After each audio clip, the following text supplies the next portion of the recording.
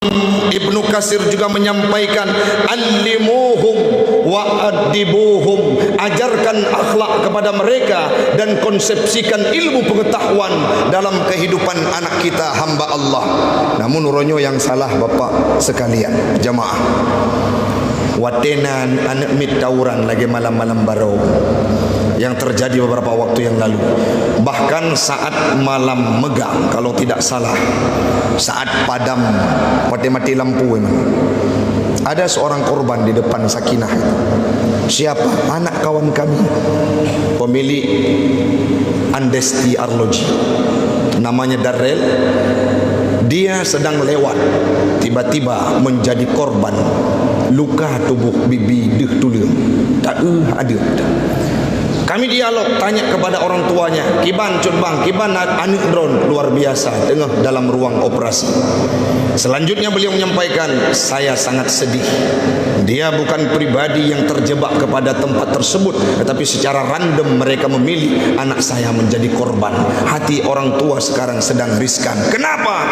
Karena juga na urung-urung si yang hanggetim peremun terhadap kondisi anaknya. Watena kelompok tawuran dan geng motor, kelompok begal-begalan ditemukan di sebuah daerah, langsung disebutkan HOKA, aparatur keamanan. Pihak kepolisian ada hari ini hadir, Bang Faisal. Yang disalahkan keamanan, yang disalahkan gurunya, yang disalahkan orang-orang yang punya jabatan. Kenapa tidak disalahkan mana orang tuanya?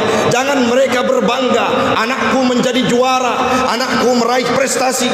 Bangga saat anaknya menjadi juara dan meraih prestasi. Tapi saat anaknya melakukan kebejatan seperti yang kita rasakan sekarang ini, kemana kepala keluarga yang mereka hilang seolah-olah ditelan oleh bumi. Hanya bahasa Aceh terpegah pak, nyobah bekerah dia baca berdengar le punyung-punyung urang si yang dipegat anak seolah-olah lagi anak panah le bak pusur, tidak peduli dan tidak acuh terhadap kehidupan anaknya.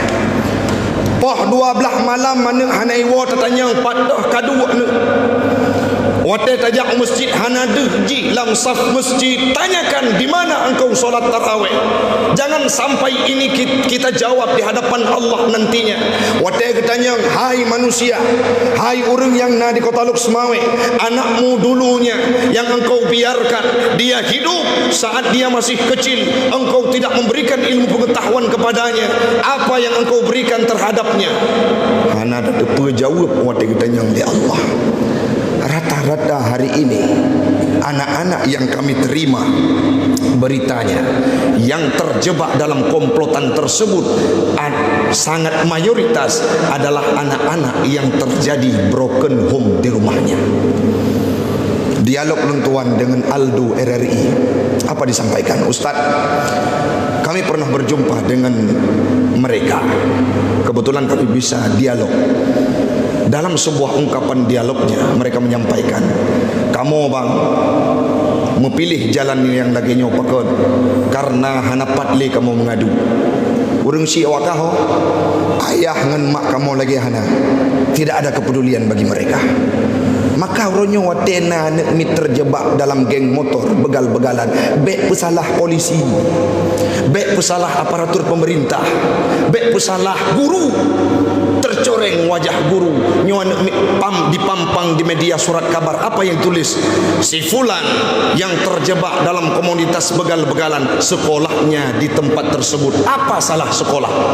Kenapa kita tidak sebutkan si fulan, anak Tengku fulan, anak si fulan, ayahnya ini, orang tuanya ini yang tidak bertanggung jawab? Karena aturan yang ditawarkan oleh Allah dalam Al-Quran yang pertama sekali bukan kepada orang lain. Untuk mendidik anak itu tugas seorang kepala keluarga. Wateha ikli baru juk bakgop. Bukan berarti kita lepas tangan.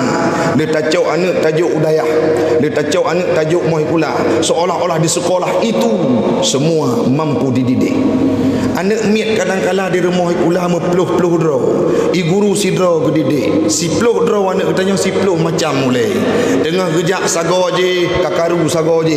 Artinya guru ini tidak mampu mengcover yang hanya durasi waktu 4 jam dalam sehari mereka sekolah. Coba bayangkan berapa waktu yang diberikan kepada kita untuk menjaga anak kita.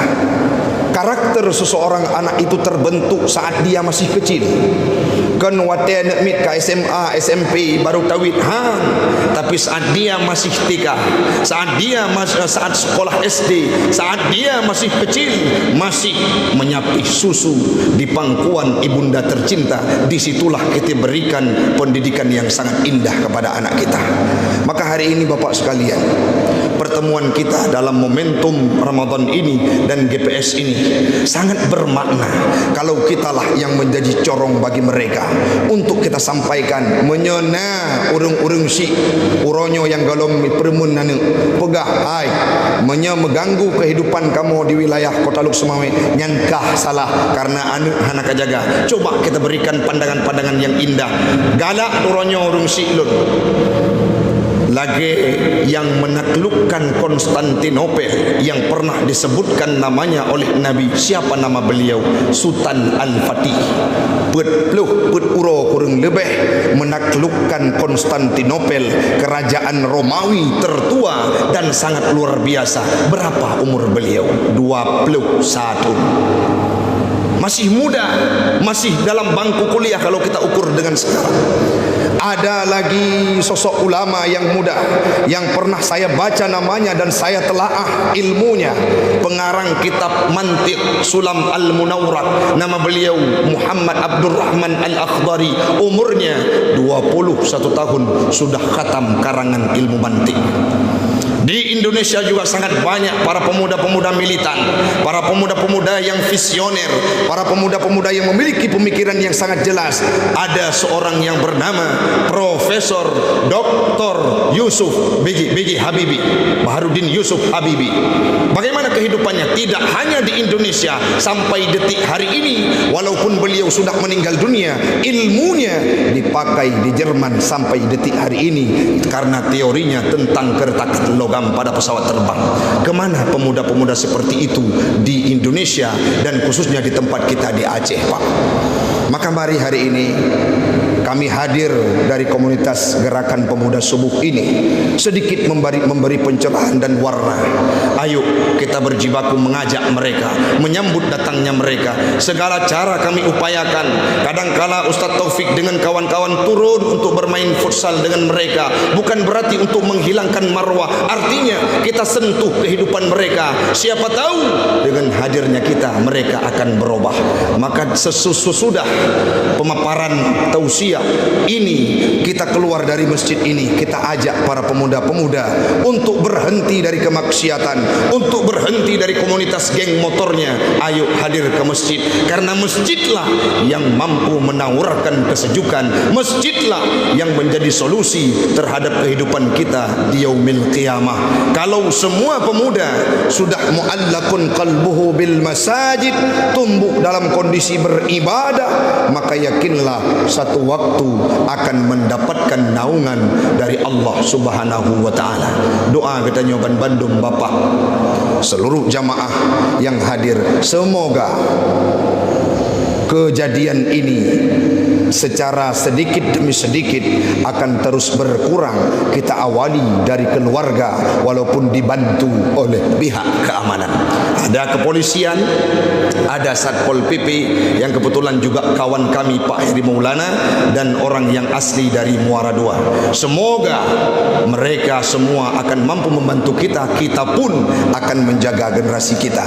Dan satu waktu Luk Semawe akan kembali normal, keluar kita di sepertiga malam untuk tahajud ke masjid, tidak dibuat hati kita riskan karena kondisi golok parang benda tajam yang melayang di leher kita. Mudah-mudahan bermanfaat bagi pribadi saya dan umumnya kepada jamaah sekalian. Hanya ini yang dapat saya sampaikan, lebih dan kurang saya mohon maaf. Hadanallah wa iyyakum ajma'in.